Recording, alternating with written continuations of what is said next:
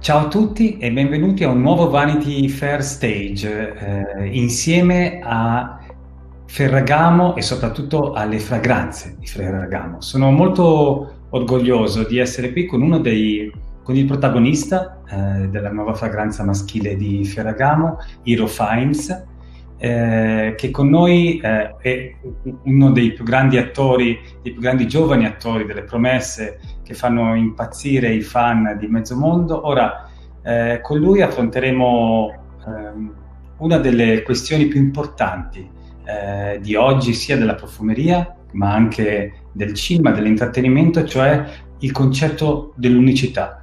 E la domanda che pone questa fragranza è: Who do you want to be? Cioè, chi vuoi essere?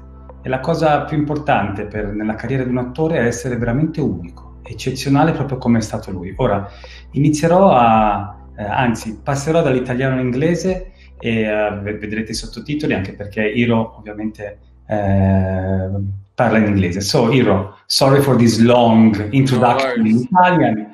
I mean, everyone knows you.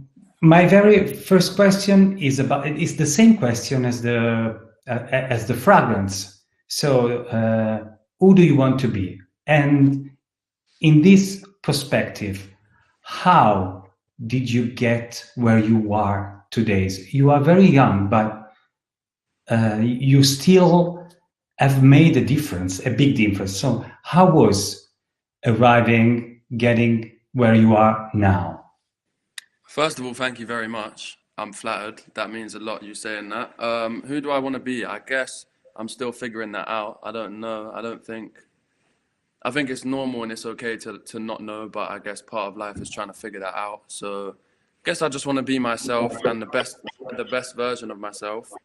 And to how I got where I am today, I think just in terms of acting, to cut a long story short, I guess my mum said that, like, I've got family in the industry, and it was never really like a strong goal of mine growing up to follow those footsteps. But my mum said I'd get a day off school to do an audition for something, and one thing led to another, and before I knew it, I was doing a bunch of auditions and juggling school, and I was working at a food catering company as well, and doing auditions. And as I got older, the auditions took priority, and I started to love that side of things more. And it was a very kind of slow process of just slowly kind of falling in love with it, as opposed to waking up one day and knowing that's what I want to do. So I guess through just consistency and hard work and doing loads of auditions that I didn't get, eventually I got one. And then the wonderful team at Ferragamo noticed my work and wanted me to work with them. And it was kind of like a snowball effect of just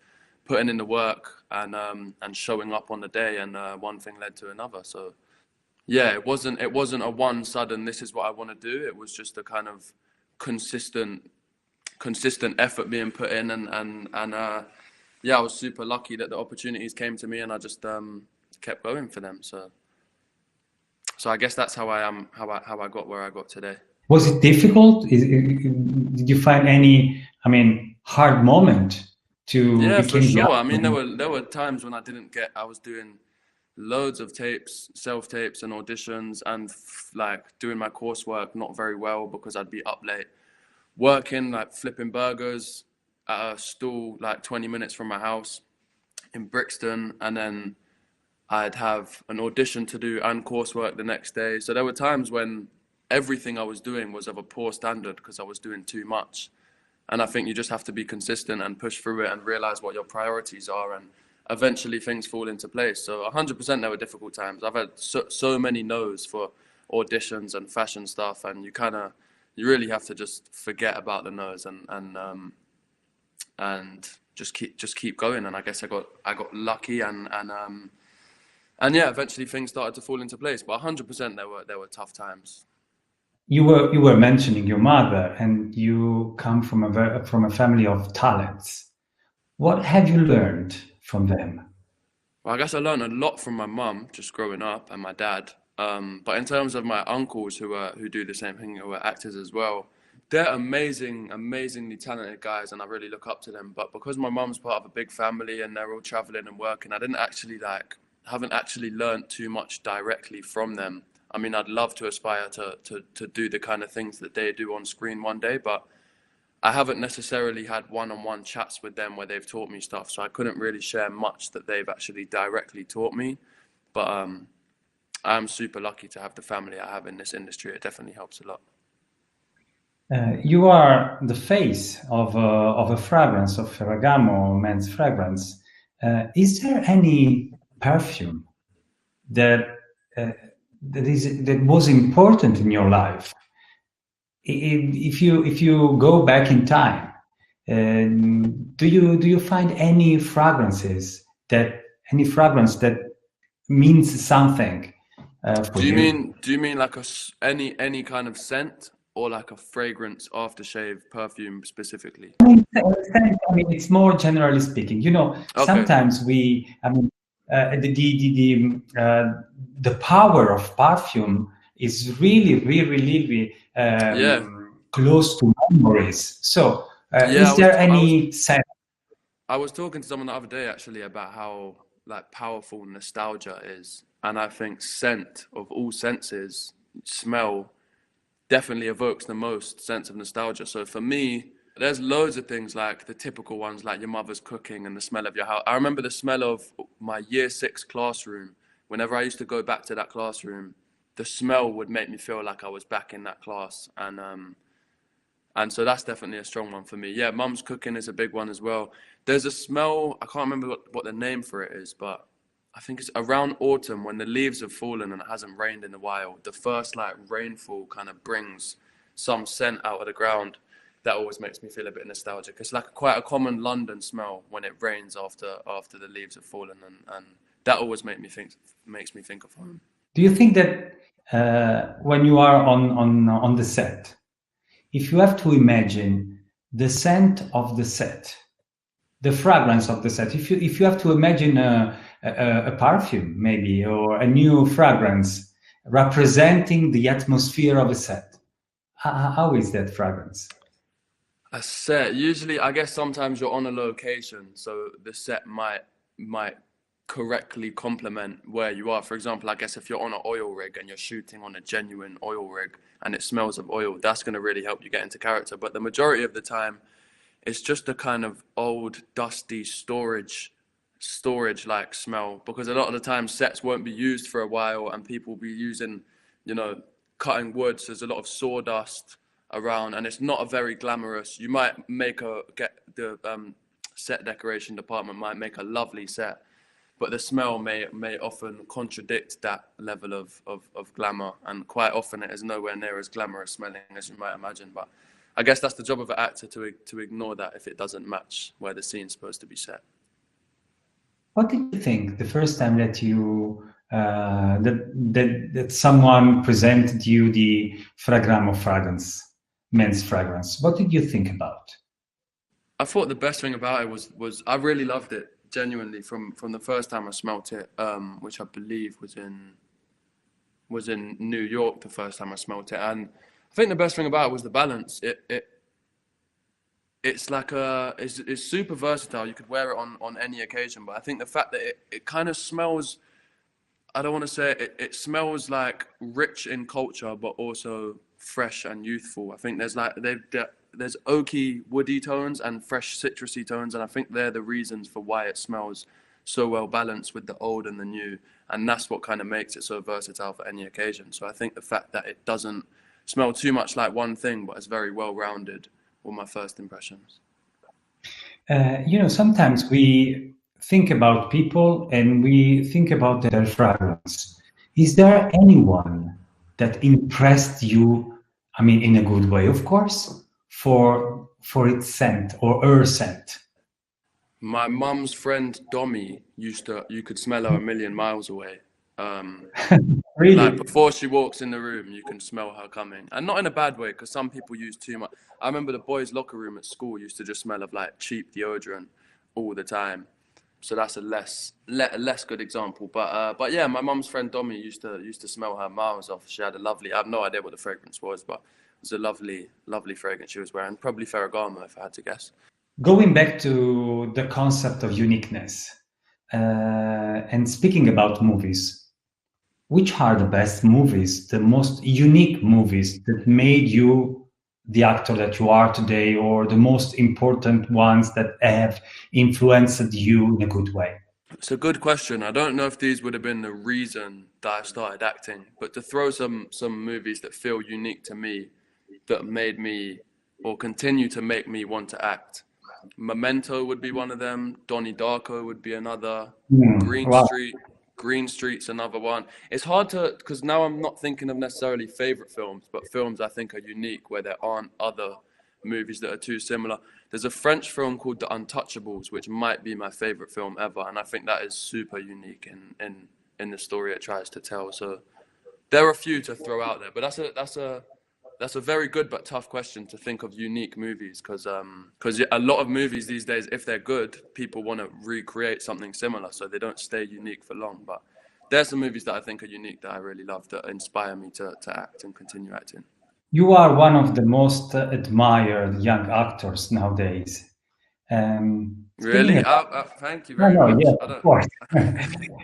Talking about your fans, I know that some of them made something very unique to get your attention. Can you tell me more about that? There's a lot. Actually, do you know what? One second.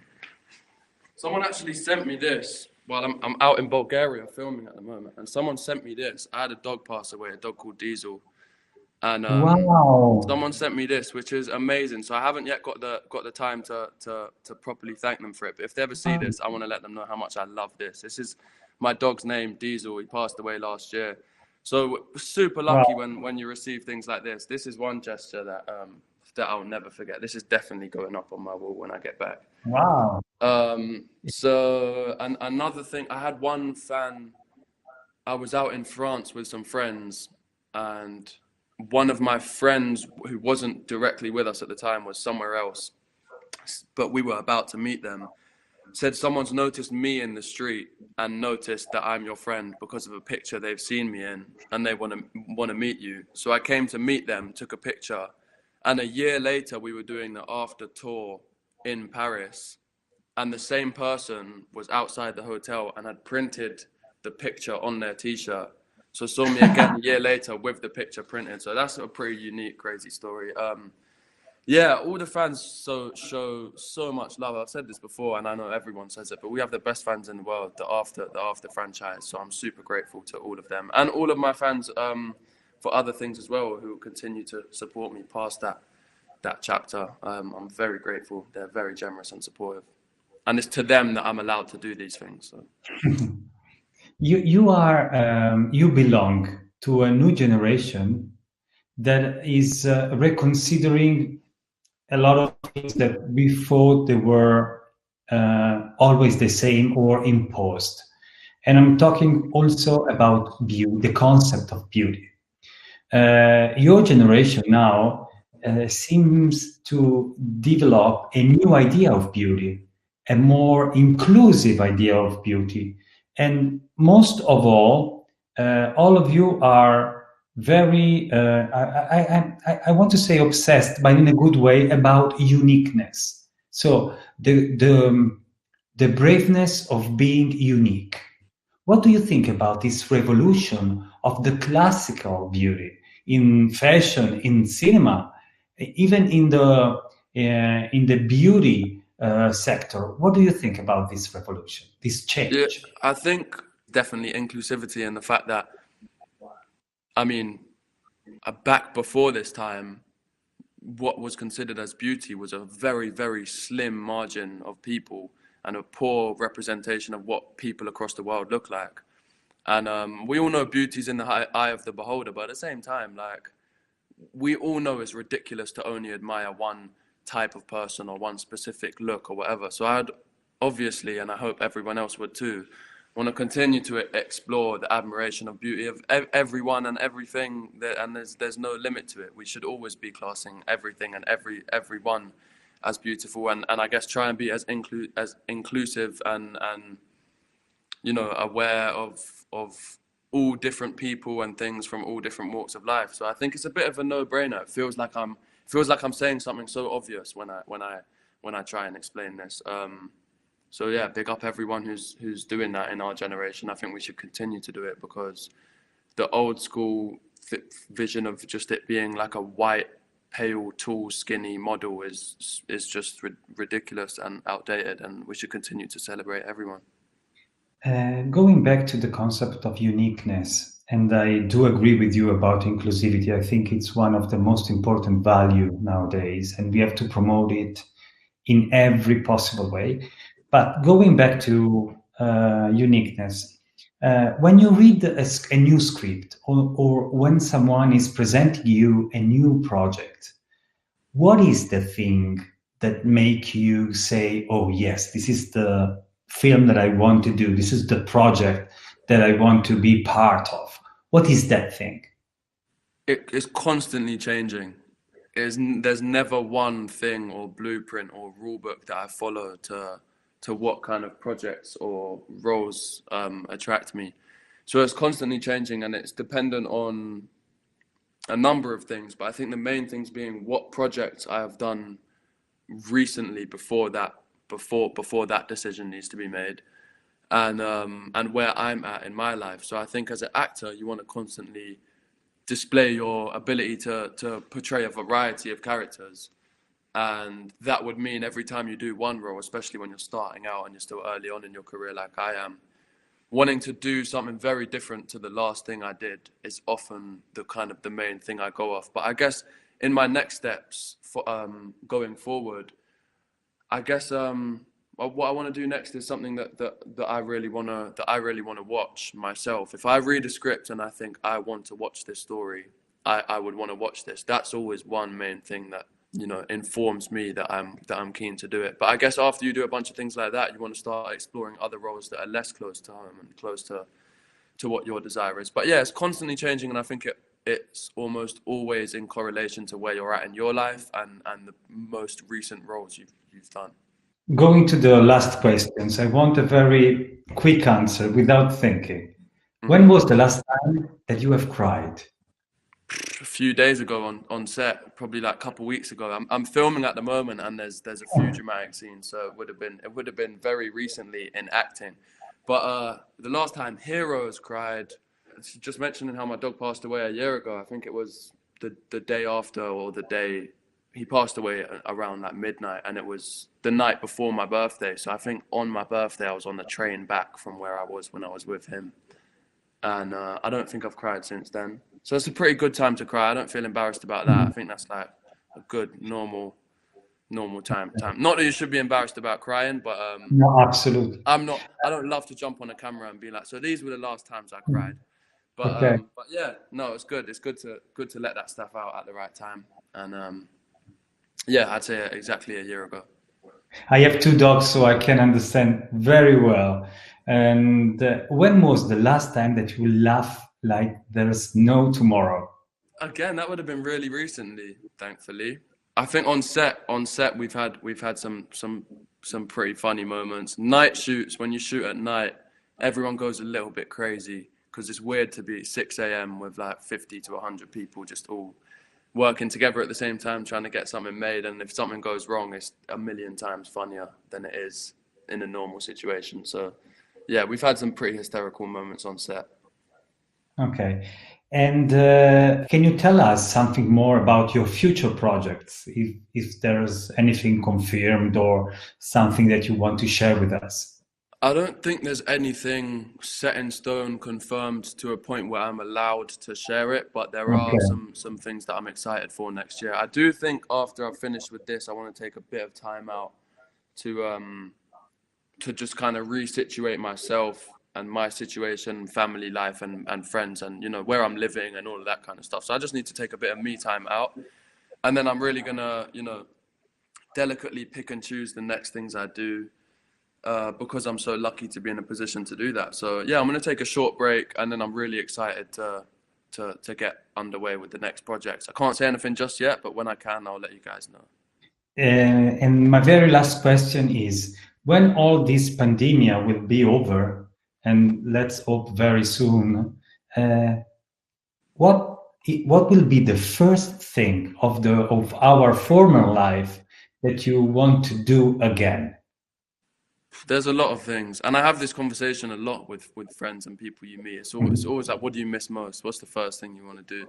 I just think to be out with a big group of friends and not have to worry about whether what you're doing is jeopardizing anyone's health, or knowing that you can't do certain things. I think it's just the very general restrictions that have been put in place because of everything going on, that I can't wait to just be with a big group of friends back home, not having to worry about whether we're jeopardizing anyone's health when we're in a large group. Yeah, I think just being in a large group of friends is what I miss most. Yes, we all miss it. So, Hero, thank you very much for being with us. I hope to see you again in your new projects. Good luck for your amazing career. Don't change. Keep being the same as you are, smiling and very talented as you are.